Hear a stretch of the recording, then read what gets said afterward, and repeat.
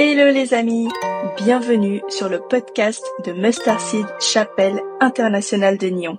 Chaque semaine, nous partageons avec vous des prédications inspirées par la parole de Dieu dans l'espoir que ces messages nourrissent votre foi et transforment votre quotidien.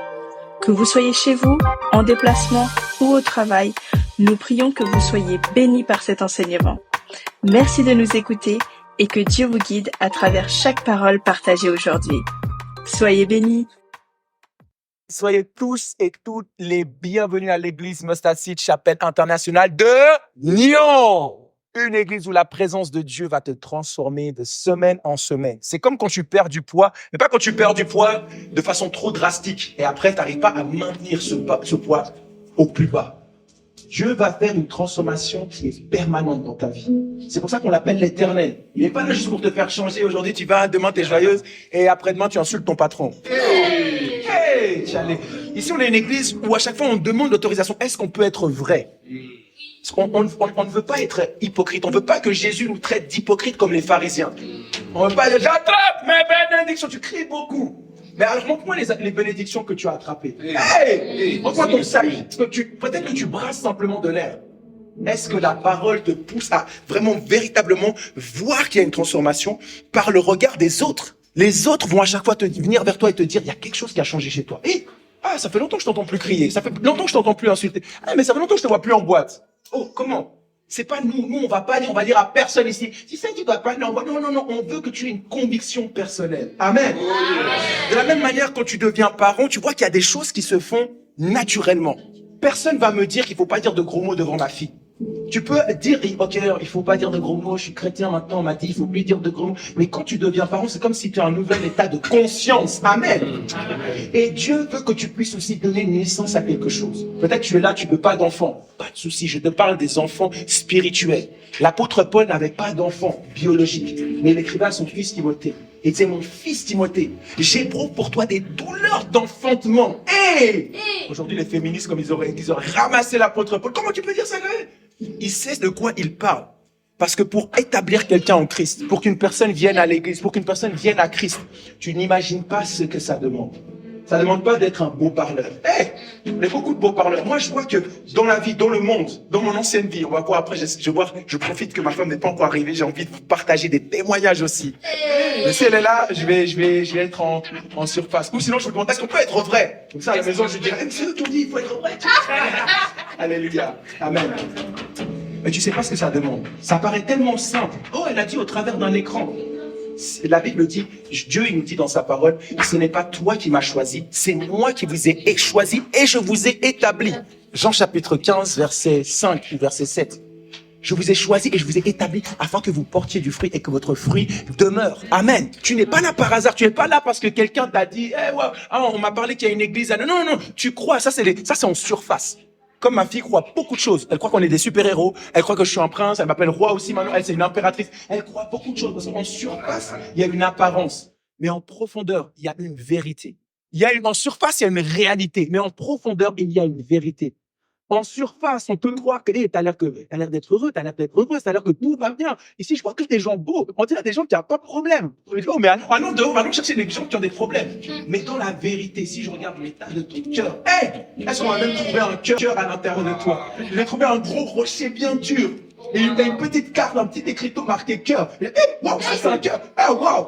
Je pensais que c'était le Mont Blanc ou une montagne. Qu'est-ce qu'il y a en vérité? Et il n'y a que Dieu qui peut changer le cœur des choses. Tu ne pourras jamais changer une personne. Moi, expérience faite, comme j'ai dit, comme j'ai témoigné, et j'ai déjà dit à ma femme, elle peut dire ce qu'elle veut, tu ne pourras pas me changer. Il n'y a que Dieu qui peut me changer. Une personne têtue comme moi. Et même moi aussi, j'ai essayé toutes les stratégies. Ah, ma chérie, applaudissons pour ma femme. Amen.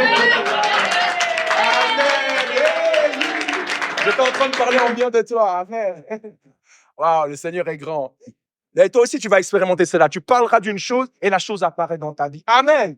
Voilà, tu fasses attention à quoi tu parles. Parce que quand tu parleras d'une chose, la chose apparaît dans ta vie. La Bible dit, Jésus a dit, les paroles que je vous ai dites sont esprit et vie. Amen. Donc, de la même manière que je lui ai dit, tu peux pas me changer. Et j'ai compris que je ne peux pas la changer. Mais j'ai vu Dieu me changer. Les choses qu'elle me demandait, ça ne changeait rien. Mais quand elle a demandé ces choses à Dieu pour moi, c'est là où on voit le changement. Pareil, quand je m'obstine à lui demander des choses, et surtout avec la manière dont je demandais, pas de changement. Mais quand je demande au travers de Dieu, je vois que lui, il peut changer la vérité, le cœur du problème, le cœur de l'homme. Alléluia. Et alors que tu viens ici, justement, ta vie va se transformer. Les gens vont commencer à dire, hey, t'as bonne mine. Hey, t'as perdu du poids? Oh, tu t'es marié, quoi. On dirait que t'as plus besoin. Avant, je te voyais, t'étais toujours dépendant, affectif. T'avais toujours besoin qu'on te dise merci. Mais maintenant, c'est comme si tu avais besoin de rien. Alléluia. Ta vie va changer. Tu vas pas comprendre comment. Tu vas venir écouter la parole de Dieu. La Bible dit, la foi ne vient de ce qu'on entend et ce qu'on entend de la parole de Dieu. Amen. Donc, acclame pour Dieu pour cette parole qui va changer le cœur. Alléluia. Amen. Et donc, aujourd'hui, on est dans le dernier message de notre saison. Durant ce mois, le mois de septembre, on avait un thème qui était « Ceux qui sont ignorants ». Au début, on était excités parce qu'on disait « Ah ouais, il y a plein de gens qui sont ignorants ». Et on a compris qu'on parlait de nous-mêmes. Et Dieu veut nous faire sortir de l'ignorance. Même les petites choses que je viens de te dire, tu commences à comprendre que c'est vrai que il y a une réalité et il y a une vérité. Il y a plusieurs réalités, mais il y a une seule vérité. Voilà pourquoi Jésus a dit « Je suis le chemin, la vérité et la vie ». Amen.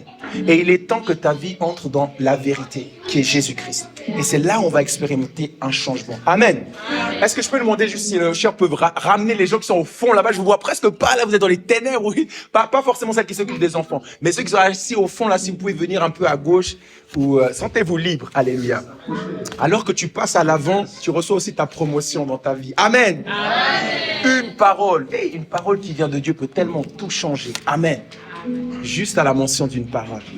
Et donc, comme je disais, durant ce mois, on était sur ceux qui sont ignorants. Et on a vu qu'il y avait beaucoup de choses en nous qu'on ignorait. Tu ignores le projet de Dieu pour ta vie. Tu ignores la personne que tu es. Parce qu'on t'a tellement dit des choses et tu as pris les choses qu'on t'a dit et tu les as pris comme une vérité. Alors que c'était une grande erreur. C'était juste la réalité des gens. Des fois, c'était la frustration des gens. Et des fois, c'était juste les choses qu'on a dit aussi à ces mêmes personnes. On leur a dit, t'es bête, t'es nul, t'es moche. Et c'est tout ce qu'ils avaient en eux. Et ils t'ont recraché la même chose. Ils t'ont revomi les mêmes choses. Mais Dieu, il vient et il t'appelle par ton nom. Et il te déclare que il y a des choses différentes. Et il te fait sortir de l'ignorance. Il y a beaucoup d'accidents, beaucoup de malheurs, beaucoup de choses qui arrivent à cause de l'ignorance. Et on a parlé des lois de l'ignorance, des principes de l'ignorance, des règles de l'ignorance la semaine passée encore. Il y a 2 semaines, et la semaine passée, on avait parlé aussi des principes de l'ignorance. Et aujourd'hui, on va voir le titre du message, c'est la manifestation de la déloyauté. Et un titre un peu technique, la manifestation de la déloyauté. J'espère que tu es là, tu as ta Bible, tu as ton cahier de notes. C'est important de prendre des notes. Ne fais confiance à personne à part Dieu. Fais pas confiance à ton cerveau. Le cerveau aujourd'hui, ouais, c'était puissant. Demain, déjà, on se rappelle plus trop. La semaine prochaine, si je demande, on a parlé de quoi? Même cette semaine, si je dis, ok, c'était quoi les principes de la loyauté et la déloyauté? Ou quels sont les principes de la loyauté? Déjà, ouais, c'était intéressant, c'était fort. Amen. Et aujourd'hui, on va voir 3 manifestations de la déloyauté. Pourquoi on a fait le rapprochement entre ceux qui sont ignorants et la loyauté et la déloyauté? Parce qu'on a compris que souvent, on pense savoir ce que Dieu veut, ce que Dieu recherche, mais on est ignorant. La Bible dit, un homme fidèle, Dieu dit un homme fidèle, qui peut le trouver? Et il dit dans sa parole, ce que je demande à mes serviteurs, à un dispensateur, c'est qu'ils soient trouvés fidèles. Et on a vu que être fidèle, c'est être loyal, c'est être permanent, c'est être constant. C'est pas un jour oui, un jour non.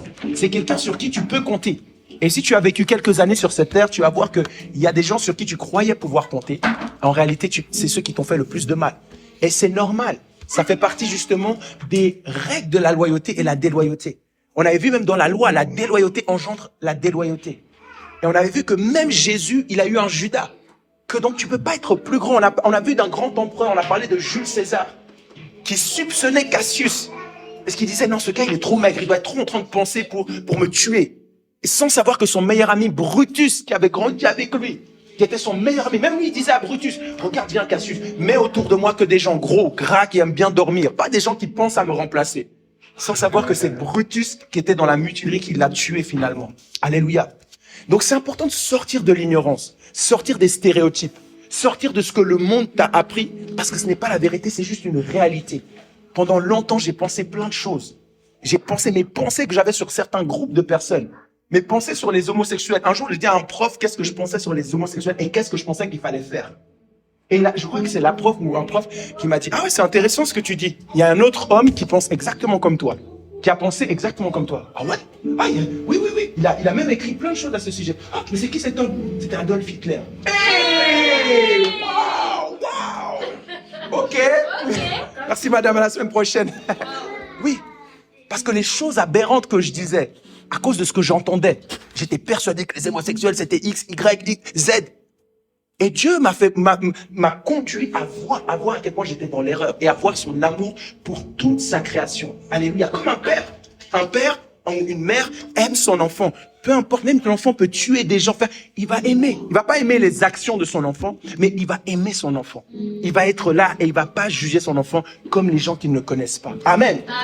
Plus tu vas connaître Dieu, on a vu que plus tu vas te connaître. Parce que Dieu te connaît plus que toi-même. Ta façon de penser va changer. J'étais persuadé de ne pas être un macho, pas être machiste, parce que je disais à ma femme, non, moi, t'inquiète, moi, je vais t'aider à la maison. Moi, vraiment, je vais t'aider. Mais comme ça, tu vas m'aider. Moi, tu m'aiderais. Alors que la femme a été créée pour soutenir l'homme, pour plutôt être une aide. Moi, c'est comme si ce que je fais, c'est bonus. Ça veut dire que je suis un bon mari parce que je t'aide.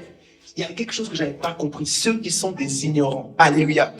Et plus je viens à l'église, plus j'arrive à comprendre des choses qui sont cachées. La Bible dit, invoque-moi et je te révélerai des choses cachées, des choses que tu ignores. Amen. Tu seras surpris. Tu vas venir à l'église. Les gens vont même pas savoir ton âge parce que tu parles comme quelqu'un de 80 ans. Quand j'ai rencontré ma femme, justement, elle disait, oh, je pensais que tu étais plus âgé. À cause de ma façon de réfléchir, parce qu'à l'église, le fait, ce que tu entends dans la parole de Dieu, tu entends des paroles d'Abraham, des gens qui ont vécu jusqu'à des 900 ans.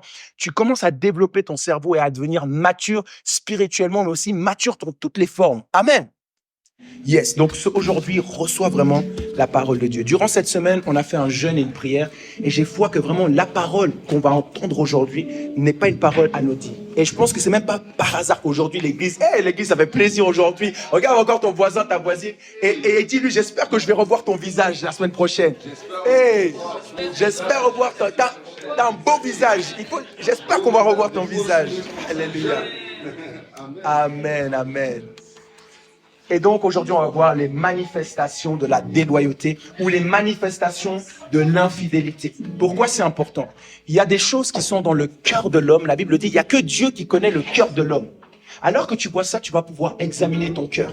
Tu connais pas l'état de ton cœur, l'état réel de ton cœur. Parce que quand tout va bien, on est tous cool, on est tous bien avec nos potes et tout. Mais quand tu es dans la galère, quand tu es dans la mouise, tu auras besoin de gens fidèles, toi aussi. Comme Dieu recherche des gens fidèles, tu vas aussi vouloir des gens fidèles. Quand tu vas chercher un mari, une femme, tu vas vouloir quelqu'un de... Qui veut quelqu'un de fidèle pour se marier avec? Qui veut que son conjoint, son mari... Il y a des gens, ça leur est égal. Amen. En plus, ma femme, ça est égal. Ok, je savais pas. Oh, wow. Ok, je savais pas que j'avais le droit de... Hey, wow. Qui veut des gens infidèles?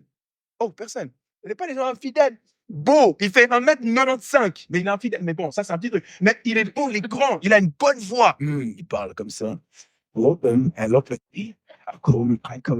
parle pas français, mais avec Google Trad, tu sais. Qui veut quelqu'un d'infidèle, mais vraiment, il a tout, il a un bon salaire, il peut être bien, il a l'argent. Il y a juste aussi d'autres personnes à côté, mais personne ne veut ça. Et comment tu peux détecter quelqu'un qui est infidèle, quelqu'un qui est déloyal, quelqu'un qui n'est pas permanent, quelqu'un qui n'est pas une personne du beau temps? On va voir avec les manifestations de la déloyauté. C'est comme avec une maladie, le docteur, il peut pas voir la maladie, mais il peut voir des symptômes, il peut identifier des symptômes. Et peut-être tu vas identifier des symptômes même chez toi. Ah, c'est vrai que j'ai cette tendance à faire ça. J'ai cette tendance à faire ce genre de choses. J'ai cette tendance à me comporter comme ça. Et ce n'est pas un comportement que Dieu veut. Dieu veut des gens qui sont fidèles. Et on va le voir aujourd'hui au travers de ces 3 points. Point numéro 1, c'est justement ce que Maman Lydie nous partageait. La désobéissance. Alléluia. Quand on est infidèle, quand on est déloyal, on peut le voir par notre désobéissance. On va te dire, on jeûne de telle heure à telle heure. Toi, tu jeûnes avec d'autres horaires. On va te dire, on va faire une certaine chose, mais tu as cette tendance à désobéir, à faire à ta tête.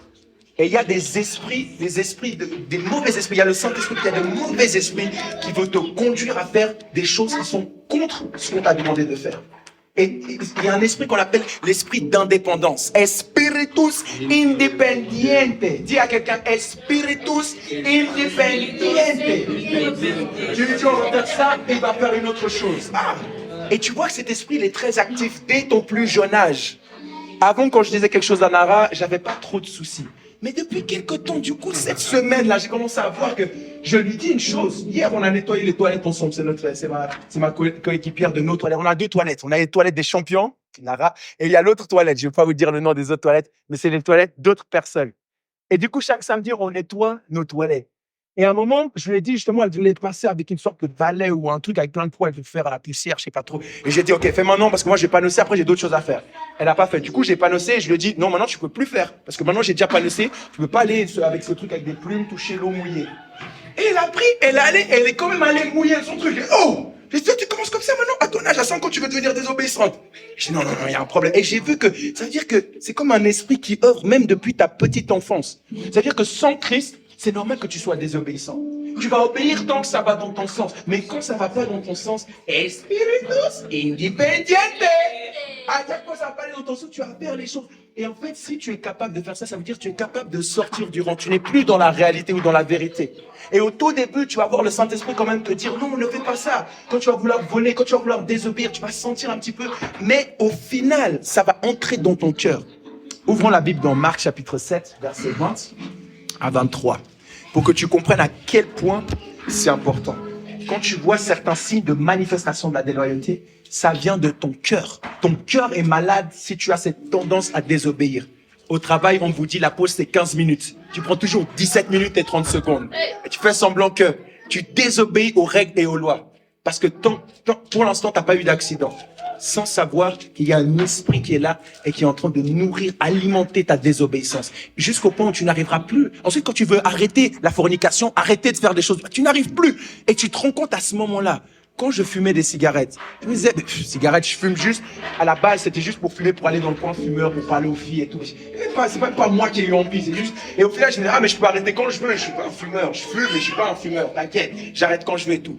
Et je commençais à fumer de l'herbe. Et je disais pareil, l'herbe, c'est juste quand je suis avec certains cousins et tout. Vraiment, vas-y, et tout, flemme. Je le fais, mais je suis pas un fumeur. Même chose pour le café, même chose pour plein de choses. Je disais, je fais ça, mais j'arrête quand je veux. Moi, j'arrête quand je veux. Moi, l'herbe, c'est pas, non, t'inquiète. Mais quand j'ai dû arrêter, la cigarette encore, ça a été. Mais arrêter l'herbe, c'est au moment où j'ai voulu arrêter que je me suis rendu compte à quel point c'était ancré en moi. À quel point je commençais à avoir maintenant des symptômes. C'est quand j'ai voulu arrêter les relations sexuelles avant le mariage que j'ai compris. J'ai dû aller vers Dieu et me dire, je crois que je suis un obsédé sexuel. Est-ce qu'on peut être vrai? Le pasteur a dit, il est obsédé sexuel. Oh oui, j'étais un ancien obsédé sexuel, addict à la pornographie, addict au sexe, addict aux relations, addict à plein de choses, à la fumette, à plein de choses mauvaises. Mais il n'y a que Dieu, une parole, et mon serviteur sera guéri. La parole de Dieu. C'est pas un thérapeute et tout ça. Quand tu vas voir des thérapeutes, ça dure un moment. Tu arrives à contrôler. Ils te donnent des stratégies, des armes, mais c'est toujours là. Mais il n'y a que Dieu qui peut enlever cela. Et j'avais plein d'autres tocs, d'autres problèmes. Les tocs, j'en ai encore quelques-uns. Mais il y avait plein d'autres problèmes à l'intérieur de moi. Mais Dieu m'a délivré. Et le chemin pour être délivré, c'est le chemin de l'obéissance. Amen. Tu dois devenir quelqu'un d'obéissant. Tu dois devenir un lèche-cul au travail. Oui, tu dois faire tout ce que le patron dit de faire. Tu es obéissant. La Bible dit, obéissez à vos maîtres et à vos conducteurs. Amen, c'est pas moi qui le dis. Dieu te demande de faire ça. Si tu viens à l'église pour pas écouter Dieu, il y a quelque chose qui joue pas. Alléluia. Donc, obéis à tes parents. Obéis aux personnes que Dieu a placées en autorité sur toi. Marc chapitre 7, verset 20 à 23. Tu vas comprendre que ça dépend de il en vaut de l'état de ton cœur. Il dit encore cela. Ceux qui sortent de l'homme, ça c'est ce que Jésus disait. Ceux qui sortent de l'homme, ce n'est pas ceux qui souillent l'homme. 21. Car c'est du dedans, c'est du cœur de l'homme que sortent les mauvaises pensées, les adultères, les impudicités, les meurtres. Tout ce que tu fais de mal, c'est pas une chose que quelqu'un m'a dit. C'était déjà là, ça résonne avec ce qui est venu s'installer dans ton cœur. En effet, les mauvais désirs sortent de l'intérieur du cœur humain. Ainsi, les gens qui ont une vie immorale, ils volent, ils tuent les autres. 22. Ils commettent l'adultère, ils veulent avoir toujours plus. Ils font du mal aux autres, ils les trompent, ils se conduisent n'importe comment. Ils sont jaloux, ils disent du mal des autres, ils sont orgueilleux, ils manquent de sagesse. Le vol, la cupidité, la méchanceté, les fraudes, les dérèglements, le regard envieux, la calomnie, l'orgueil et la folie. 23. Ça c'est la Bible, c'est la parole de Dieu. Toutes ces choses mauvaises sortent du dedans et souillent l'homme. Tout ce qui sort de l'intérieur d'une personne et la rend impure. Alléluia. Et tu vois dans la Bible que ça dit que c'est de l'abondance du cœur que ta bouche parle. C'est de l'abondance du cœur que tu désobéis. C'est de l'abondance du cœur que tu ne respectes pas les règles. Et tu vas voir que cet esprit d'indépendance, tu dois le combattre par l'obéissance. Alléluia. Amen. On a vu dans le verset 1 Samuel, si tu veux nous donner 1 Samuel chapitre 15, versets 22 à 23. Ce que maman Lydie, elle a dit, c'est important. Rien que c'est quelques minutes qu'elle a parlé. Elle a dit là-dedans, je vois trois choses. Je vois la reconnaissance de Dieu. Et en fait, si je te dis le contexte de ce verset de la semaine, c'est que Dieu avait permis à ce que le roi Saül, on parle du roi Saül là, c'était le premier roi d'Israël. Le roi d'Israël le peuple d'Israël n'avait pas de roi. Parce qu'ils avaient Dieu. Et ils voulaient tellement avoir tout comme les autres que Dieu a dit, ok, on va vous choisir un roi. Et donc, le roi Saül a été le premier roi. Et Dieu parlait au roi au travers du prophète. Donc, il parlait au roi Saül au travers du prophète Samuel. Et le prophète Samuel était venu vers Saül, il lui a dit, ok, Dieu va te donner la victoire sur ce peuple. Mais ce peuple-là, avec tout ce qu'ils font dans leur ville, Dieu ne veut rien recevoir de ce peuple. Donc, tu vas gagner la bataille, tu ne gardes rien. Laisse tout, brûle tout, ne prends rien de ce peuple. Et le roi Saül a désobéi. Il a gagné, il a pris, il a écouté les gens, les autres prêtres qui disaient on va prendre. Et il a dit ok, on va prendre leurs bœufs et on va les sacrifier pour Dieu. Mais ce qu'il dit pas, c'est que quand on sacrifie pas toute la viande pour Dieu. Donc ça veut dire qu'il y a une partie qu'on sacrifie, il y a une partie qu'on va manger aussi, il y a une partie qu'on va garder. Comme ça, il a dit, on va prendre les richesses qu'on devait tout laisser, les trésors, l'or, les choses qui flattent les yeux. Ils n'étaient pas censés prendre, mais ils ont quand même pris. Et pour se faire racheter, ils se sont dit, bon, ok, on va prendre, j'ai désobéi, mais je vais faire un sacrifice pour Dieu. Et c'est pour ça qu'il lui dit, l'obéissance vaut mieux que le sacrifice. Quand tu désobéis, tu brises quelque chose. Quand tu n'écoutes pas la parole de Dieu, quand tu insultes ton voisin, ou ton frère, ou ta sœur, quand tu n'aimes pas ton prochain, tu casses la communion avec Dieu. Quand tu ne te comportes pas, quand tu souilles ton corps, tu brises la relation avec Dieu. Et venir après à l'église, donner une bonne offrande, prier, venir faire le ministère, ça ne rachète pas la désobéissance. Ton obéissance vaut mieux que le sacrifice. Si tu désobéis, tu vas devoir tellement sacrifier. Et Dieu ne veut pas que tu sois comme ça. Quand tu regardes dans ta vie, on dirait que tu es dépouillé. On a pris tellement de toi. Tu étais quelqu'un qui rigolait tout le temps, qui sautait, qui dansait, qui avait la joie de vivre. Regarde les enfants, on va leur dire toujours chut, chut. Nous ici, on va rester silencieux. On va vous dire faites du bruit. Mais non, on va leur dire chut. Parce qu'ils ont ça en eux. Et l'obéissance, c'est ce qui va garder justement cette joie de vivre. Amen. L'obéissance à Dieu, ça vaut mieux que tu désobéisses qu'après tu fasses tout pour te racheter. Ce n'est pas la même chose. Quand tu obéis, tu n'as plus besoin de sacrifier autant. Si tu respectes, si tu obéis. Et j'ai fait l'expérience de ça. Je vois que si tu ne respectes pas certaines choses, tu brises quelque chose dans une relation. Une relation d'amitié, une relation frère et sœur, une relation avec Dieu, une relation de ton mariage. Alléluia. Jusqu'à aujourd'hui, je paye certaines choses avec ma femme et à juste titre, parce que j'ai brisé certaines choses, parce que je n'ai pas toujours été obéissant. Alléluia. Au point qu'après, ça crée des doutes dans ta relation. Tu dis des choses à Dieu, mais comme de temps en temps, dès que tu vois un peu, il y a des trésors, il y a des bœufs, Dieu te dit une chose, mais tu prends, tu désobéis. Et ça provoque une cassure dans tes relations. Amen. Donc, à partir d'aujourd'hui, lève ta main et reçois l'obéissance. Alléluia. Reçois l'obéissance que Dieu, comme elle a dit maman Lydie, Seigneur, permets-moi, aide-moi à t'obéir au nom de Jésus. Amen. Amen. Yes. Tu sais, tu ne sais pas encore qui tu es vraiment. Tu ne te rends pas compte de la personne que tu es devant Dieu. Comme Adam. Il y a un Adam ici. Il y a Adam ou Adam? Comment ça? Adam. Comme Adam dans la Bible.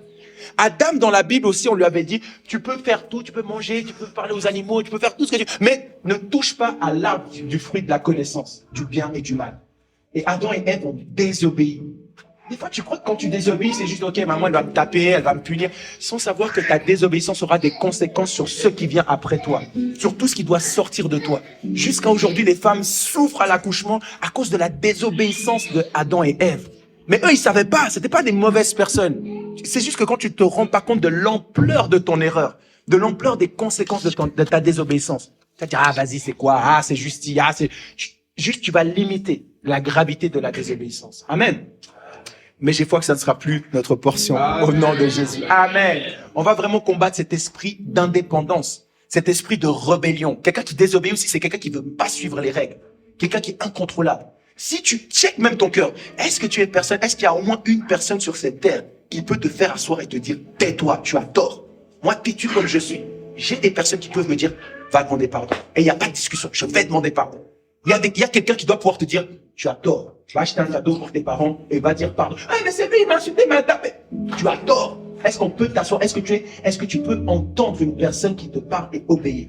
Est-ce que tu peux être obéissant? Amen. Amen. Sinon, tu vas devenir comme dans la Bible. Il y avait quelqu'un, personne ne pouvait le tenir, personne ne pouvait le contrôler. Et on l'a appelé le fou de Gadara. Le fou de Gadara, la Bible dit, même avec des chaînes, personne, il était incontrôlable. Ces gens, quand ils se mettent en colère, incontrôlable. Il avait plein d'esprits en lui. C'est des esprits qui font que tu perds le contrôle. Toi, des fois, tu te mets dans une colère où tu as des réactions, où toi-même, tu dis, ah, c'était moi, c'était pas toi. Espiritus independiente. Et c'est raide. Il y a des esprits, il y a des forces. Tu peux l'entendre, tu peux y croire ou pas, mais c'est la vérité. Il y a des choses que toi-même, tu vas expérimenter. Tu vas dire, mais qu'est-ce qui m'a pris?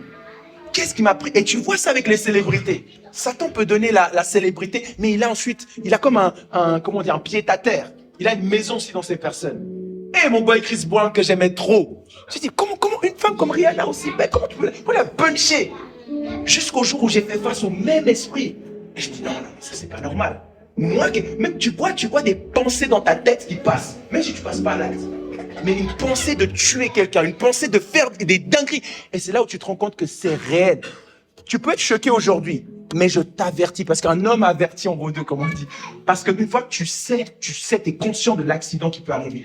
Tu vas pas te dire, ah ouais, ça va jamais m'arriver, et aller bêtement tomber là-dedans. Quand tu sais, moi jusqu'à aujourd'hui, comme j'ai dit, un homme fidèle, jusqu'à aujourd'hui, je ne me fais pas confiance. Je me dis pas, maintenant je suis un homme fidèle, j'ai jamais trompé ma femme, donc c'est bon. Je me dis pas ça. Je me dis, ça peut arriver. Je sais qu'il y a des esprits qui cherchent à me faire dévier de l'obéissance. Alléluia. Et je check et je me fais violence et je vais pas me mettre dans une situation si je vois que, ok, il y a des personnes qui ressemblent à ma femme, c'est des types de personnes qui peuvent être attractives pour moi. Je vais pas aller me mettre là-dedans, consommer des substances, faire des choses qui peuvent permettre une erreur. Il faut user de sagesse, sortir de l'ignorance. Amen. Parce que la Bible dit la chair est faible. C'est pas une question de, ah, il est comme ci, il est comme ça. Toutes les personnes, les témoignages des femmes que j'ai entendues qui ont trompé leur mari, ou des maris, pas les maris, mais en tout cas, les femmes qui ont trompé leur mari que j'ai entendues, j'aurais jamais pensé, parce que je sais qu'elles ne sont pas comme ça. J'avais des potes à l'ancienne qui couchaient à gauche, à droite. C'est pas à elles que ça arrive. Ça arrive à celles qui se sont préservées jusqu'au mariage, à celles qui ont cherché à faire des bonnes choses, les choses bien. Alléluia. Il faut pas se tromper d'ennemi. Il faut être conscient, sortir de l'ignorance et marcher dans l'obéissance. Amen. Ça, c'était le point numéro 1. Le point numéro 2 d'une des manifestations de la déloyauté, c'est les moqueries. Alléluia. Les moqueries. Et on va ouvrir la Bible dans Psaume chapitre 1, verset 1. Alléluia. Amen. Voici l'homme heureux ou la femme heureuse. Il n'écoute pas les conseils des gens mauvais. Il ne suit pas l'exemple de ceux qui font le mal. Il ne s'assoit pas avec les moqueurs. Alléluia. Il ne s'assied pas en compagnie des moqueurs. Quand tu as une personne qui aime bien critiquer, se moquer des gens, on avait vu déjà que la semaine passée que Dieu détestait les gens qui murmuraient, qui se plaignaient dans le dos. Mais là, le moqueur, c'est quelqu'un qui vient te dire les choses en face, devant tout le monde, qui te fait passer pour un clown. Et ça va arriver. C'est arrivé à Jésus. À Jésus, on lui a dit, c'est pas petit J, c'est pas le fils du charpentier. Pas qu'à réparer ma table. En plus, la table ne peut pas bien réparer. Ah, vas-y. Et c'est pour ça que la Bible dit, Jésus ne peut faire aucun miracle. Là où il a grandi, il n'a pas pu faire de miracle. Parce que les gens étaient trop familiers. Quand les gens se moquent de toi, c'est comme si ça minimise et ça réduit, ça entre dans ta tête. C'est arrivé à l'évêque, le fondateur de notre église. L'évêque, il prêche la parole de Dieu. Beaucoup de gens se sont moqués. Ah, mais dans son église, il n'y a jamais de miracle. Ah, mais lui, mais Jean 3,16, comment? Il nous prêche pendant 1 heure de Jean 3,16. Car Dieu a tant aimé le monde qu'il a donné son Fils unique afin que quiconque croit en lui ne périsse pas, mais ait la vie éternelle. L'évêque disait que les moqueries, ça l'a tellement touché qu'avant d'aller prêcher, il avait toujours la diarrhée. Il avait des frustrations. Tu sens cette tension. Et ça m'est aussi arrivé à moi. À moi, on va se dire, toi, mais regarde ce que tu fais. Mais qui va venir t'écouter parler de Dieu? Toi, avec ton passé là, toi, Pedro, moi, mon prénom à Lausanne, là où j'habite, les gens connaissaient pas mon prénom. On savait, lui, c'est j'étais l'ex de, le capos, l'ex de. Mais on savait pas comment je m'appelais. D'ailleurs, je donnais tellement de prénoms différents aussi. Je savais pas comment je m'appelais. Mais une fois que j'essayais de chercher Dieu, des gens, et ça va pas être des gens du dehors, les gens de dehors me respectent encore plus. C'est d'autres chrétiens qui vont venir te dire, mais sérieusement, entre nous, tu fais ça? Et puis t'es berger, et puis, des fois, certaines critiques des personnes. Cette moquerie. Et vous savez, je vous ai parlé la semaine passée. C'est la semaine passée ou il y a 2 semaines? J'ai parlé de ma nounou. Il y a 2 semaines. Et cette nounou, j'ai l'impression que Dieu a envoyé cette nounou pour éprouver ma foi. Alléluia. Cette semaine.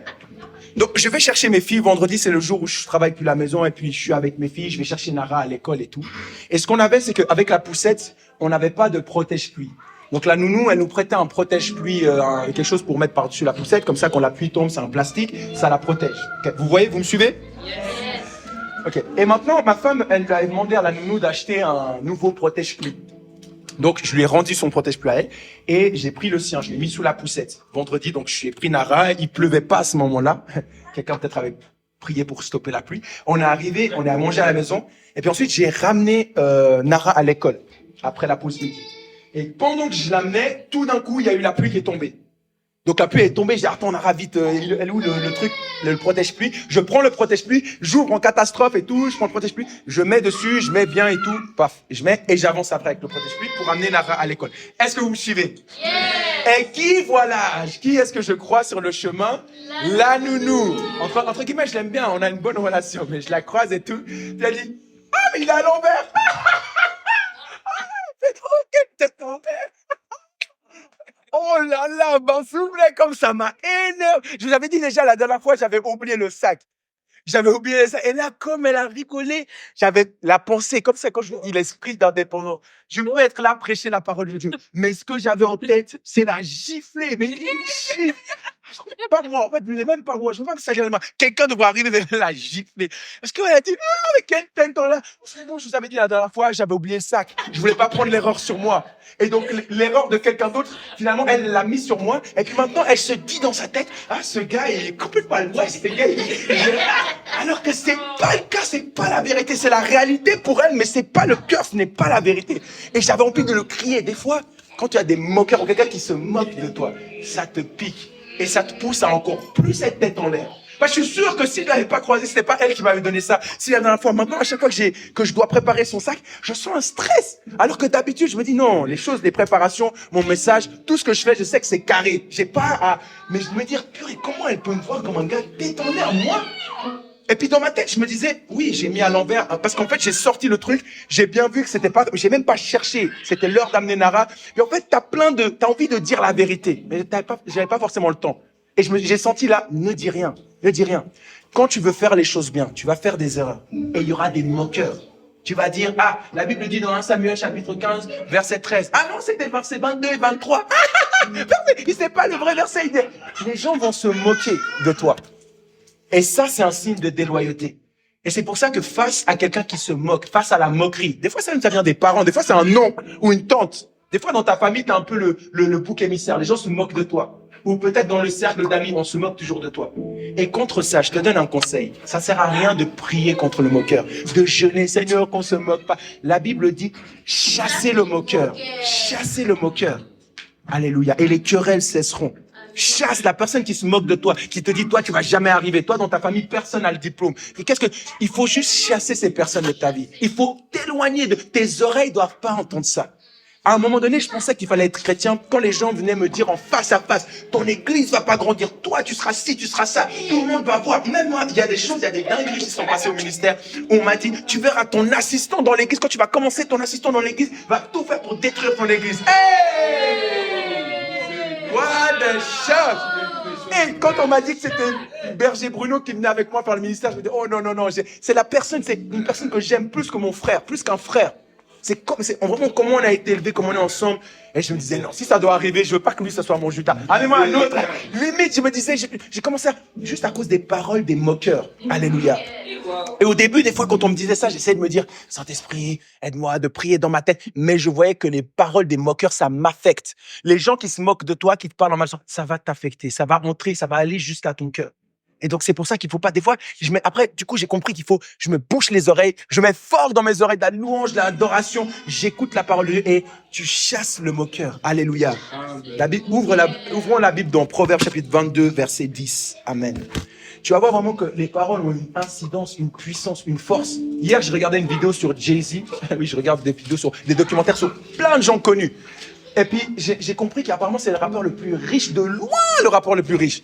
Et j'ai appris que sa mère, en fait, elle lui donnait toujours des paroles d'encouragement.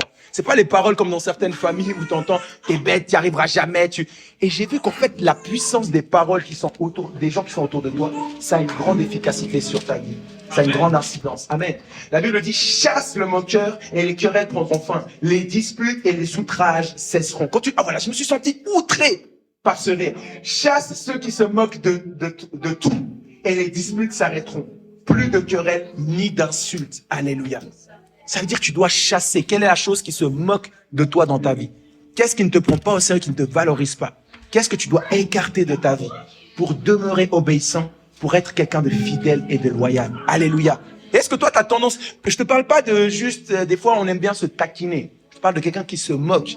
Des fois, tu es quelqu'un qui aime bien rire et tout, mais tu sais pas à quel point ça peut blesser quelqu'un. Tu vas dire, t'es trop bête et tout. Elle, en fait, c'est peut-être une personne qui a entendu ça toute son enfance. Je sais pas comment ça résonne dans la personne. Donc voilà, pour moi, j'étais quelqu'un de très, justement, et encore, un peu taquin, un peu tactile, donc plein de choses. Et c'est là où j'ai compris que les paroles que je dis à une personne qui pour moi sont anodines peuvent avoir un grand impact négatif, comme aussi positif. J'ai compris que moi qui suis tactile, que quand tu touches certaines personnes à certains endroits, t'as pas l'habitude qu'on te touche. Ça veut dire un autre message. Et ça amène la confusion et des querelles. Chasse le moqueur de ta vie. Alléluia. Et dans notre église, on est comme ça. Quelqu'un qui vient à l'église, c'est pour ça qu'on dit, si Berger Bruno ou moi, tu ne nous considères pas comme tes pasteurs. Tu te moques, ah oui, mais ils ont le même âge que moi. Oui, non, moi je viens, mais pour d'autres raisons. On va te dire, écoute, on va prier pour toi, on va te trouver une autre église. C'est trop important que tu respectes et honores ceux que Dieu a placé à la tête de sa branche ou de son église. Alléluia. Et j'ai vu à Lausanne, il y avait une personne, des gens d'autres églises qui venaient dans les basentas, dans les réunions de maison, ou même à l'église, et qui disaient, moi je viens, mais pour la louange d'adoration et tout, mais qui respectaient pas, qui critiquaient ouvertement, c'est-à-dire qui se moquaient ouvertement du pasteur. Et le pasteur dit, mais pourquoi alors tu viens? Ah, je viens parce que j'ai amené des amis ici, maintenant j'ai des amis dans l'église et tout. Et au final, il a dû lui dire, écoute, tu peux plus venir ici. Parce que tu crées des querelles et des disputes. Tu divises l'église. Et Dieu, il multiplie, il additionne, il peut soustraire, mais il ne divise pas. Il n'y en a qu'un qui divise et c'est Satan. Alléluia. Si tu penses venir même dans cette église-là, aujourd'hui tu vois le nombre qu'on est, mais tu ne sais pas le prix, le sacrifice que ça coûte. On ne laissera personne venir se moquer de personne. Tu peux entendre quelqu'un qui joue, qui fait des fausses notes, qui ne sait pas chanter. On va laisser personne se moquer de personne. Amen. Amen. Tu viens ici, apprends à admirer. Le secret, le contraire de se moquer, c'est admirer. Waouh, j'admire le secret, j'admire le courage de ce frère, de cette sœur qui vient partager le verset de la semaine. Ça se voit, il s'est trompé, ça se voit qu'il tremble, je vois qu'il transpire. Mais waouh, il a eu le courage là où toi tu n'as pas eu. Cette personne qui s'est dit, je vais prêcher la parole de Dieu, je vais ouvrir un bacenta. Un bacenta, ça veut dire un groupe de parole, un groupe pour partager la parole de Dieu. Oui, je vais chanter devant. Je vais prendre un micro. Tu sais bien chanter, mais quand tu vas venir devant, tu vas comprendre que ici, c'est pas juste chanter. C'est la guerre ici. Dès que tu te tires devant l'autel de Dieu, c'est la guerre. Et quand tu viendras la première fois, tu vas dire, wow, mais comment il faisait en fait? Comment il faisait même pour ouvrir la bouche? Alléluia. Tu vas venir ici, tu vas sentir, j'ai une petite diarrhée, j'ai envie de faire, il y a plein de choses qui vont se passer. À chaque fois, tu vas vouloir faire les choses bien. Tu vas vouloir obéir. C'est là où tu vas entendre la voix des moqueurs. Tu vas entendre plein de choses. Alléluia. Et souvent, quand il y a des activités démoniaques, tu peux entendre même dans tes voix, comme les esprits mauvais, des fois, ils se moquent de toi. Je me rappelle, des fois, j'ai dû faire face à un démon qui rigolait à chaque fois. À chaque fois que je tombais, à chaque fois que je chutais, j'entendais un rire dans ma tête. Chasse le moqueur et les querelles cesseront. Amen. Ça, c'était point numéro 2. Point numéro 1, c'était la désobéissance. C'est un des signes de l'infidélité, de la déloyauté. Le point numéro 2, c'est les moqueries. Et le point numéro 3, et on va finir avec ça aujourd'hui. Un point numéro 3, il est assez long. C'est les mensonges. Amen. Je suis délivré de l'inquiétude, l'apitoiement sur soi, la condamnation et le stress. Amen, ça vient d'où ça? Amen, c'est peut-être quelqu'un devait voir ça. Je suis délivré de l'inquiétude, l'apitoiement sur soi et les condamnations et le stress. J'ai fois qu'il y a quelqu'un qui est peut-être sous un apitoiement, tu as l'habitude de te critiquer ou de parler mal de toi. Amen, tu reçois ta délivrance. Amen. Ok, point numéro 3, c'est les mensonges. Alléluia. Souvent, l'esprit de mensonge, ou ce qui peut te pousser à mentir, c'est souvent lié à ce qui peut te pousser à voler. Une fois de plus, quand tu es capable de mentir, ça veut dire que tu ne marches pas dans la voie qui est juste. Tu es capable de voler, de faire des choses qui ne sont pas éthiques. Et on va ouvrir la Bible dans Éphésiens chapitre 6, à partir du verset 13 à 14. Parce que pour combattre le mensonge, tu vas devoir avoir une ceinture qu'on appelle la ceinture de vérité. Alléluia. Et pendant que je préparais le message, je sentais le Saint-Esprit me parler et me donner plein de révélations sur le mensonge. Parce qu'on est chrétien, mais beaucoup d'entre nous, il y a trop de mensonges présents dans ta vie. Alléluia. Surtout quand tu deviens chrétien, des fois ça peut te pousser à être hypocrite. Quand tu n'es pas chrétien, tu couches avec quelqu'un, tu n'as pas honte de dire oui, j'ai couché, oui, j'ai fait ça avec mon partenaire, je suis tombé, je suis sorti en boîte. Mais quand tu es chrétien, c'est comme si des fois tu n'oses pas dire ce que tu fais vraiment. Tu n'oses pas dire que, ah mais en fait, j'ai certaines envies. Tu n'oses pas dire des fois juste la vérité. Tu dis, ah non, quand je suis chrétien, je dois dire à mon frère que je l'aime parce qu'il faut aimer son prochain. Mais en vérité, tu ne l'aimes pas. Alléluia. C'est pour ça que je rends grâce à Dieu encore pour ma femme. Parce qu'elle est capable de me dire, je sens pas que je suis amoureuse de toi. Hey! Ça dépend de qui. Ça peut peut-être des fois te toucher, mais c'est la vérité. Ça te donne un signal d'alarme. Ok, là c'est comme un signal d'avertissement. Elle sent pas qu'elle est amoureuse de toi. Et après tu peux comprendre que se sentir amoureuse n'est pas la même chose que aimer.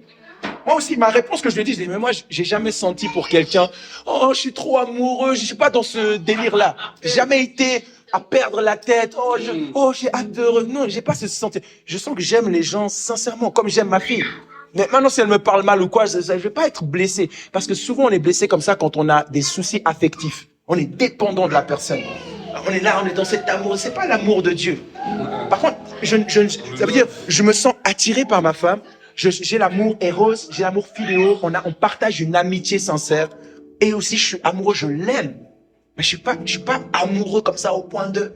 Et des fois, justement, même t'es marié en tant que couple chrétien, t'oses pas dire à la personne, je sais pas si je t'aime. Waouh! Mais c'est la vérité. C'est la vérité. Ça veut dire, ça te prouve qu'il y a quelque chose à faire. Ok. Ça t'envoie un signal d'alarme. Plutôt que quelqu'un qui te dit toujours je t'aime et du jour au lendemain, tu rentres à la maison, il n'y a plus personne. Il n'y a plus personne. Il manque. Tu vois que la personne a même pris le canapé. Une personne cette semaine va dire, ah oui, avec mon mari et tout, on s'est séparés et tout. Je rentre, j'ai vu qu'il a pris même le canapé. Ça vient de te dire, ah ma chérie, pas de souci, pas de problème. Paf, je prends, tu viens, il n'y a plus de télé. La télé que toi-même t'as acheté, il a rien dit. Même la voiture, tu entends la voiture. Et c'est là où ça fait mal. C'est là où tu comprends pas. C'est là où ça fait mal et tu comprends pas. Quelqu'un qui te dit, je t'aime tous les jours, je t'aime. D'un coup, il part comme ça. Non, je préfère quelqu'un qui me dit, je sais pas si je t'aime. Quand la personne part, ah oui, ça me surprend pas. Elle savait pas. Je savais déjà, j'ai pu préparer mon cœur. Alléluia. Et tout ça à cause du mensonge. Il y a cet esprit des fois de mensonge qui vient. Et c'est pour ça qu'en tant que chrétien, si tu es dans cette église, tu vas devoir chasser. Je te laisse une semaine. Comme quand j'ai connu ma femme, elle m'a dit, je te laisse 1 mois pour régler tes affaires, tes bails avec les autres filles. 1 mois, j'ai pas besoin, viens pas me mentir. 1 mois pour être dans la vérité. Alléluia. Moi, je te dis 1 semaine pour que tu sortes du mensonge. Je te laisse 7 jours pour que tu regardes. Il y a des mensonges qui se sont installés, qui ont un jacuzzi même à l'intérieur de toi, qui sont installés dans ta vie et qui pourrissent ta vie. Alors, utilise même ça pour aller vers les personnes et dire, ok, je suis allé à l'église, j'ai entendu la parole de Dieu et j'ai compris que je peux plus être dans le mensonge. Tu vois cette chose-là que je t'avais faite? En fait, voilà, j'avais menti. Alléluia. Un jour, j'étais venu à l'église et j'ai entendu un message comme ça. Et il n'a pas dit 1 semaine, il a juste dit, sors du mensonge. Prends la ceinture. La Bible dit, c'est pourquoi prenez toutes les armes de Dieu, ainsi, dans les mauvais jours, vous pourrez résister. Et après avoir bien lutté, vous resterez debout. Si tu as les armes de Dieu, tu vas pouvoir rester debout et tenir ferme après avoir tout surmonté. Tu pourras tout surmonter si tu prends les armes de Dieu. Tenez donc ferme. Ayez à vos reins la vérité pour ceinture. Revêtez-vous de la cuirasse de justice. Ayez à vos reins.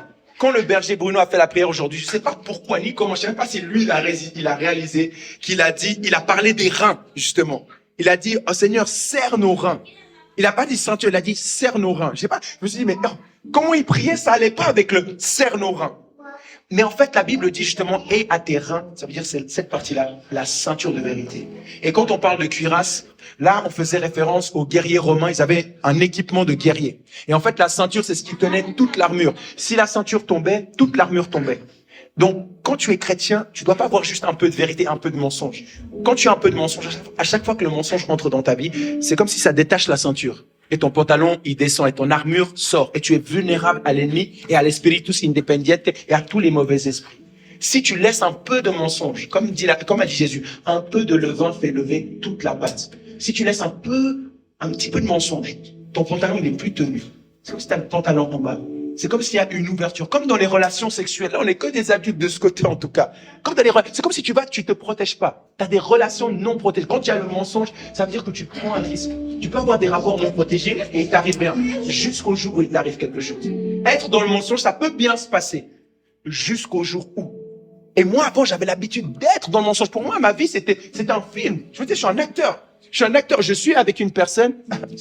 C'était, je crois, le témoignage que je voulais pas partager, c'est ma faute là. Mais on va quand même partager. Parce qu'ils ont dit, est-ce qu'on peut être vrai? Est-ce que je peux être vrai? Yes. Comme ça, j'aurai des avocats qui vont me protéger aujourd'hui. Amen. Mais un jour, j'étais dans une relation et, comme d'habitude, je mentais même pas en me disant je mens. Mais j'étais en relation avec plusieurs personnes. J'ai jamais, avant ma femme, comme je dis souvent, j'ai jamais été fidèle. Et pour moi, en fait, j'étais même pas conscient. J'étais ignorant. Je savais pas que c'était pas normal. Je me disais, vas-y, on joue tous à ce jeu, mais... Et donc, en fait, avec mon comportement, on pouvait même pas suspecter que j'étais pas fidèle. Parce que je suis quelqu'un d'observateur, d'attentionné. Et donc, j'étais en relation avec une personne, officiellement, et j'avais rencontré une autre personne en boîte. Et puis, à un moment donné, je lui ai dit, non, je peux pas boire. Demain, je chante à l'église, à la chorale. Je disais, bon, on a vérité comme ça. Et la personne de la boîte, elle a été choquée. Elle est venue à l'église, elle a donné sa vie à Jésus. Elle a été proche et on a eu des relations.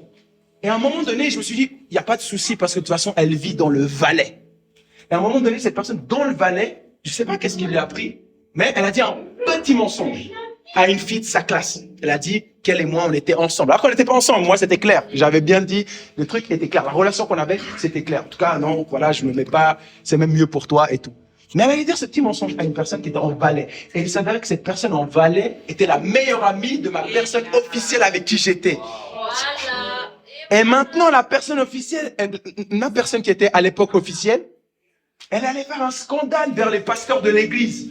Comment? On l'a accueillie et tout quand elle est venue. Et elle va dire des calomnies comme ça, comme quoi elle avait... Mais comment elle peut dire un truc comme ça alors que Pedro, tous les jours, on se voit et tout. Et maintenant, je me suis dit, et on m'a dit réunion avec tous les acteurs. Moi, mon officiel, l'autre qui n'est pas officiel du Valais qui allait dire ce mensonge qu'on n'était pas. On n'était pas ensemble, ça c'est vrai, on n'était pas ensemble.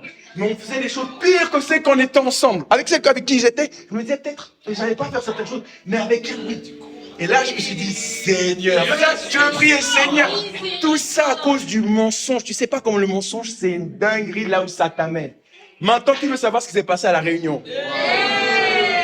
On arrive à la réunion, je crois que j'avais perdu déjà 2 kilos. J'étais là et tout. Et maintenant, ils l'ont bombardé. Il y avait 2 bergers qui l'ont bombardé. Enfin, il y en a un qui était plutôt doux.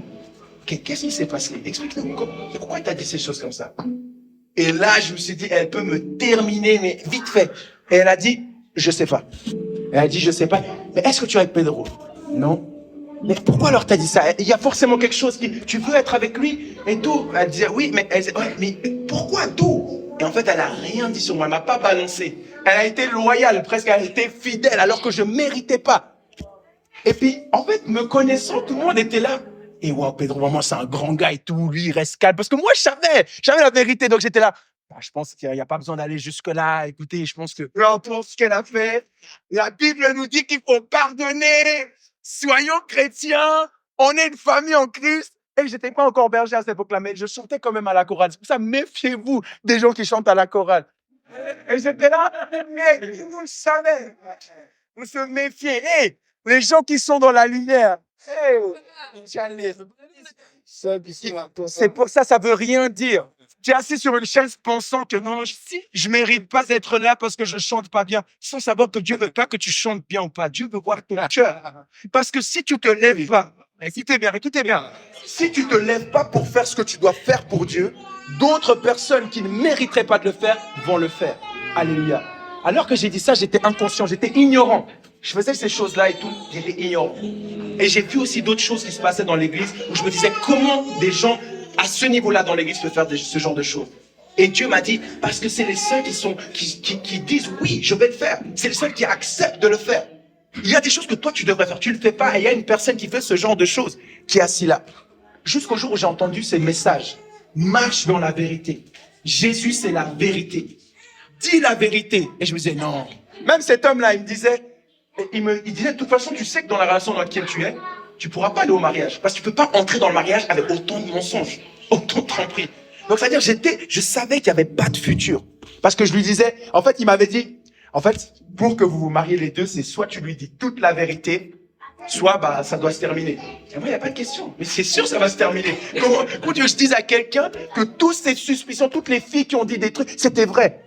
Elle pouvait pas croire. Mais quand j'ai entendu ce message, je me suis dit, je dois dire la vérité. Il doit y avoir un changement.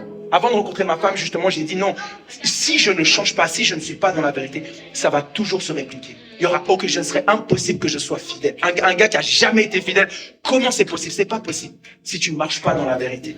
Et j'ai dit, je vais dire la vérité. Je vais dire tout. Même quand à la base, ma femme, c'était une amie. C'est devenu comme ma meilleure amie.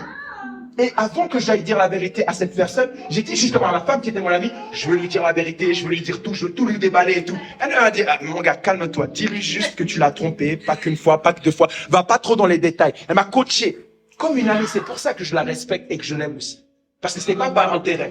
Elle m'a dit, elle s'est mise à la place de cette femme, dis-lui la vérité, il y a une façon d'être dans la vérité, sans brutaliser la personne pour que toi tu sois bien. Écoute, moi je t'ai dit la vérité et tout, et détruire la personne. Et j'ai dit la vérité à cette personne. J'ai appelé l'autre personne du valet, je me suis excusé. Je me suis excusé plein de fois. Cette personne, en plus, elle a amené toute sa famille, son frère, sa mère, ses frères à l'église. Parce qu'elle avait vraiment espoir. Je lui ai dit, écoute, je me rendais par compte, j'étais ignorant. Pardonne-moi. Je ne jouais pas avec toi, t'es quelqu'un que j'apprécie. Mais je dissociais pour moi le amour, c'est pas amoureux, et puis j'ai jamais fait croire de ça. Mais j'ai dû dire la vérité. Et bizarrement, cette femme, je me dis, je la respecte parce qu'elle m'a même pas insulté. Je dis, ok. Mais j'ai dû dire, et j'ai dû passer par le chemin de la vérité. Et c'est pas toujours facile. Mais sinon, je ne pourrais pas me tenir devant vous si aujourd'hui encore je trompais ma femme. Si j'avais déjà même trompé ma femme, je suis dans une relation et j'ai déjà trompé ma femme, je ne pourrais pas prêcher de la même manière. Et je peux vous témoigner que c'est pas moi, c'est pas par ma force. Parce que quand tu es dans le mensonge, la Bible dit que Satan, c'est le père du mensonge. Quand tu mens, ça veut dire tu ne fais pas, tu peux pas être un enfant de Dieu et vivre dans le mensonge et mentir. Parce que celui qui est ton père, si tu mens, c'est Satan. Et c'est là où on comprend la Bible. C'est mieux que je peux pas te dire une chose comme ça sans qu'on ouvre la Bible dans Jean chapitre 8, verset 44. Alléluia. Est-ce que tu reçois quelque chose? Toi-même, tu sais, il y a certains mensonges qui sont là dans ta vie. Dieu va te donner le courage durant cette semaine. Appeler les gens et dire non, c'est vrai, là, t'avais raison, je t'ai menti, j'ai pas été vrai. Pardon, maman. Maman, il y a cette chose-là, tu te demandais cet argent qui a disparu. En fait, c'était moi. Ah, quand t'avais 6 ans, là? Oui. Je veux être dans la vérité. J'ai compris, je veux pas qu'il y ait de mensonges dans ma vie. Je veux resserrer ma ceinture à mes reins. Amen. Je veux me mettre à l'abri. Jean chapitre 8, verset 44.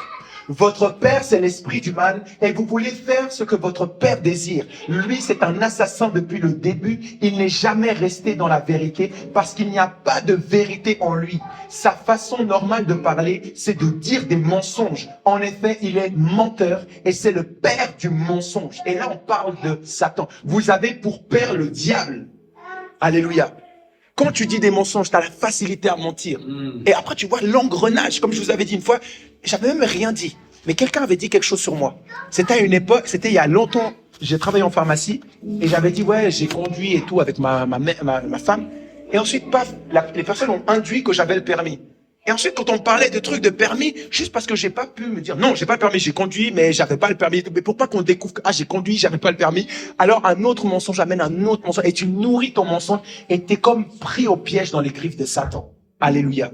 Et c'est pour ça que dès que le mensonge vient, aie pas peur d'avoir honte pendant quelques secondes, plutôt que d'avoir honte toute ta vie. Alléluia. De pas pouvoir regarder les gens en face parce que tu ne vis pas dans la vérité. Amen. C'est soit Jésus, soit Satan. Il n'y a pas d'entre-deux. Alléluia. Donc, serre ta ceinture. Une chose qu'on va regarder ensemble. Ok, il faut encore ouvrir la Bible. Dans Proverbes chapitre 6, versets 16 à 17. J'aimerais te lire une liste de choses que Dieu déteste. Et dans cette liste, il y a aussi justement le mensonge. Alléluia. Proverbes chapitre 6, versets 16 à 17. Regarde avec ton voisin s'il a du mal à ouvrir sa Bible. Sinon, on va l'afficher aussi là pour toi. La Bible déclare: il y a 6 choses que est... 16 à 17, ok. Il y a 6 choses que est l'Éternel, et même 7 qu'il a en horreur, qu'il déteste. Ah, j'aime bien ce terme. Ok, on va lire ton parole de Dieu, je pense que c'est plus... on va lire ton parole. Il y a 6 choses que le Seigneur déteste, et qu'il ne supporte pas du tout. Le regard méprisant, la bouche menteuse, les mains qui tuent les innocents, le cœur qui prépare des mauvais coups, les pieds qui courent pour faire le mal, les témoins qui disent des mensonges. Mais il y en a une septième. Le Seigneur déteste la personne qui provoque des disputes entre frères et sœurs. Amen. Des gens qui provoquent des problèmes à l'église entre frères et sœurs. Dieu déteste ça. Il déteste la bouche qui dit des mensonges. Et quand Dieu déteste quelque chose, ça veut dire que c'est lui qui va s'opposer à toi. C'est plus ça, ça peut être Satan. Lui-même, il se tient et il va s'opposer à cela, juste à cause du mensonge. Et c'est pour ça que dans une église, tu es obligé d'aimer chaque personne. C'est difficile. En fait, c'est pas normal. C'est pas naturel. Tu vas pas y arriver par ta force. Pour aimer chaque individu dans une église qui, comme nous, va continuer de grandir, ça va te demander le cœur de Dieu. Ça va te demander l'aide de Dieu. Ça va te demander de être fidèle à Dieu au point d'aimer tout ce qu'il a créé.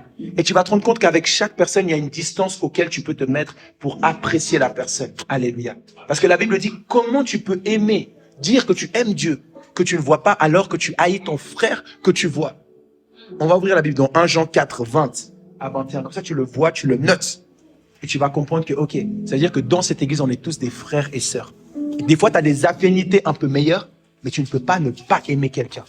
Et des fois, tu vas dire, j'aime tout le monde, mais dans ton cœur, tu vas devoir faire l'analyse. Si quelqu'un dit, j'aime Dieu, et qu'il haïsse son frère, c'est un menteur. Il y a celui qui n'aime pas son frère qu'il voit. Comment peut-il aimer Dieu qu'il ne voit pas? Si quelqu'un dit, j'aime Dieu, et s'il déteste son frère ou sa sœur, c'est un menteur. En effet, celui qui n'aime pas un frère ou une sœur qu'il ne voit ne peut pas aimer Dieu qu'il ne voit pas. Donc c'est un premier test. Tu dois aimer chaque personne. Il y a des personnes ici, tu connais même pas leur prénom. Donc tu dois commencer pour aimer son prochain comme soi-même. Tu dois connaître la personne. Alléluia. Et c'est un des chemins pour sortir du mensonge. Sinon, tu serais un menteur de dire j'aime Dieu. Si tu n'aimes pas une personne, ton frère, ta sœur, et peut-être ton frère et ta sœur biologique. Alléluia. Soyons des gens qui répandent l'amour de Dieu. Alléluia. Sinon, il peut nous arriver quelque chose de terrible. Quand tu mens, des fois, tu penses que tu mens à une personne, à un être humain, sans savoir que tu mens à Dieu. Et on va prendre peut-être cette dernière histoire pour illustrer. L'histoire de Ananias, je pense que la fin se fait sentir. Ananias et Saphira. Qui connaît l'histoire d'Ananias et Saphira? Ok. Alors, on va ouvrir la Bible. Ceux qui ne connaissent pas, vous allez connaître aujourd'hui. Actes chapitre 5. Et après... Ok, après on prendra un dernier verset avant de clôturer. Quelle heure est-il? Yes, ok. Donc là, je vous explique le contexte. Quand les disciples ont reçu le Saint-Esprit, il y avait beaucoup de gens qui donnaient leur vie à Jésus, quand l'apôtre Pedro, l'apôtre Pierre prêchaient. Et puis il y a des gens qui voulaient tout vendre pour donner l'argent pour l'Église, sans qu'on leur demande rien. C'est pas quelque chose qu'on leur a demandé, c'était un choix libre. Maintenant, Ananias et Saphira, Ananias c'était l'homme et Saphira sa femme, mari et femme, ils ont décidé de vendre tout et ils ont gardé une partie de l'argent. Mais ils ont menti en venant vers l'apôtre Pierre en disant voilà l'argent, alors qu'ils ont gardé une partie. Et regardez ce qui s'est passé. Mais un homme nommé Ananias avec sa femme Saphira vendit une propriété. Suivant. Et retint une partie du prix. Sa femme le sachant, puis il apporta le reste et le déposa aux pieds des apôtres. Suivant. Pierre lui dit, Ananias, pourquoi Satan a-t-il rempli ton cœur au point que tu mentes au Saint-Esprit et que tu aies retenu une partie du prix du champ? Tu vois que quand tu dis un mensonge, toi tu crois que c'est juste toi, c'est juste ton idée. Mais l'apôtre Pierre, il a dit, pourquoi Satan a rempli ton cœur? Là, il dit quoi? Tu as ouvert ton cœur à Satan. Pourquoi donc? Tu as menti à l'Esprit Saint et tu as gardé une partie de l'argent du champ. 4. Tu pouvais garder le champ ou bien tu pouvais le vendre et faire ce que tu voulais avec l'argent. Comment est-ce que tu as pu décider dans ton cœur d'agir ainsi? Ce n'est pas à nous que tu as menti, mais c'est à Dieu. Alléluia. Je veux que tu comprennes que tu peux mentir aux hommes, tu peux faire semblant devant les hommes, mais on ne peut pas faire semblant devant Dieu. Hey, des fois ma femme me rappelle ça aussi. On peut faire ici devant vous, vous ne savez pas, vous ne connaissez pas ma vie. Elle connaît, elle peut me rappeler, de sorte à ce que je n'ouvre pas mon cœur à Satan et que je m'éloigne de la vérité. Alléluia. Parce que la Bible dit que ceux qui mentent n'entreront pas au ciel. Il y a une liste qui est donnée dans 1 Timothée chapitre 1, à partir du verset 9 à 11, on va pas avoir le temps de regarder. Et dans cette liste, il y a marqué que les menteurs n'entreront pas au ciel. Alors décide de marcher dans la vérité. Aujourd'hui, tu sors de l'ignorance. Tu comprends qu'il y a un déménagement à faire dans ta vie. Tu comprends qu'il y a des choses que tu dois régler et tu as 7 jours pour régler ces choses-là. Je ne sais pas si la personne à qui tu as menti est même sortie du territoire. Mais arrange-toi pour qu'avec tes parents, avec toutes les personnes, tu puisses être dans la vérité. Même si c'est difficile, même si c'est dur, choisis la vérité. C'est le chemin de Dieu. C'est ce qui va garder et préserver ta vie. C'est ce qui va préserver ton mariage, ta famille, l'unité dans ton foyer. C'est ce qui va faire que tu seras une personne de référence, que les cœurs vont pouvoir se tourner vers Jésus. Parce qu'en toi, il y a la vérité. En toi, il y a Jésus. Amen. Là où tu es, ferme les yeux maintenant. Baisse la tête. Et si tu as été touché à un moment donné par la parole de Dieu aujourd'hui et tu veux donner ta vie à Jésus, en fait, tu ne sais pas si ta vie s'arrête. Honnêtement, dans la vérité, tu dis toujours oui, mais en vérité, tu ne sais pas si ta vie s'arrêtait aujourd'hui. Si tu irais au ciel ou si tu irais en enfer. Il n'y a pas d'autre choix. C'est l'enfer ou le paradis. Et si aujourd'hui, tu veux donner ta vie à Jésus, t'assurer que le ciel est pour toi, je veux te demander de prendre courage et d'entrer dans la vérité qui est Jésus. De lever ta main et de dire, pasteur, prie pour moi. Je veux donner ma vie à Jésus-Christ. J'en ai marre des mensonges dans ma vie. J'en ai marre de désobéir. J'en ai marre des moqueries. Je veux te donner ma vie. Prends ma vie, Seigneur Jésus. Si tu veux que je fasse cette prière avec toi, si tu veux qu'on prie avec toi, alors lève ta main là où tu es et on fera cette prière ensemble. Afin que la désobéissance disparaisse de ta vie, que l'esprit d'indépendance disparaisse de ta vie, afin que les moqueries cessent. Les voix des moqueurs, tu ne les entendras plus. Afin que le mensonge disparaisse de ta vie, que Dieu te donne la force, comme a dit Maman Lydie, qu'il t'aide à marcher dans l'obéissance et dans la vérité, au nom puissant de Jésus. Si c'est ton cas, que ta main se lève maintenant et on priera avec toi. Alléluia. Alléluia. Merci Saint-Esprit. Touche le cœur de quelqu'un encore aujourd'hui. Alléluia. Tu sens que tu as été touché, tu veux donner ta vie à Jésus. Dieu a les bras grands ouverts pour t'accueillir. Alléluia. Au nom de Jésus. Et tu vas répéter avec moi ces paroles. Seigneur Jésus, je viens à toi tel que je suis. Aujourd'hui, j'ai entendu ta parole et j'ai été béni. Seigneur, prends-moi, délivre-moi. À partir de maintenant, je confesse de ma bouche que Jésus-Christ est mon Seigneur et mon Sauveur.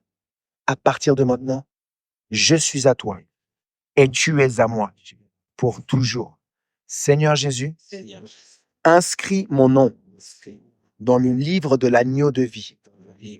Seigneur Jésus, merci de m'accepter et de m'aimer tel que je suis, avec mes qualités, mais surtout mes défauts. Au nom de Jésus-Christ. Amen. Alléluia. Amen. Amen. Amen.